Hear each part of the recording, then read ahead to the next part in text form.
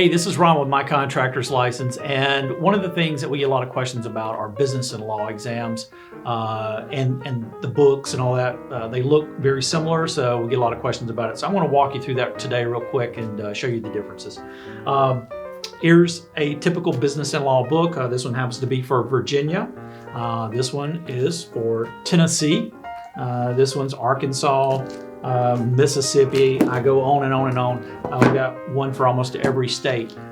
They're very similar for most of the chapters. 1, 2, 4, 5, 6, 7, all the way on up will usually be repetitive from one state to the other. What makes them unique, though, is chapter 3 and the appendice in the back of the book. So you'll see that these books will vary wildly. You can see the size difference there based off of the appendice in the back of the book primarily. So if you've taken a business and law recently and you're studying for an additional business and law, it's very easy because a lot of it's, again, duplicated from one to the other, but don't overlook chapter 3 and the appendice in the back of the book. There also may be some small variances like in chapter 7 from one state to the other, but most of it's federal stuff, so it does not change. So most of these exams are 2 hours long, 50 questions. Most of them are 70%, so you got to get 35 correct. A few variations, Tennessee, a few more, things of that nature.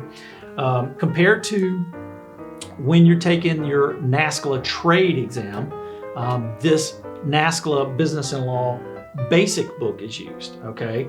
It's basic because it does not include anything about any specific state. This is all just federal stuff. You can see the size of it is quite small because it doesn't include anything more than just the federal stuff. So everything that's in this book, and I'm talking W-2s, I-9s, OSHA Form 300s, accounting basics, insurance information, stuff like that, is also going to be duplicated in the state business and law. So they basically take this 10th edition, this basic edition, and put it in there, and then they combine their additional business and law information for each specific state. So that's why this book gets bigger.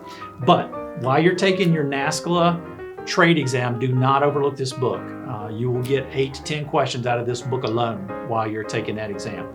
So that's the primary differences. When you go to take a state-specific business and law, you'll want that state book. Do not make the mistake of thinking, well, they're so similar, I'll just use the Mississippi for a Tennessee test. That is not a good plan because when they start asking you about the board makeup, when they start asking you about fines and lien laws, you need to know specifically for that state what they're looking for, okay? Those are questions that you would not see on a NASCLA exam because they don't have board questions.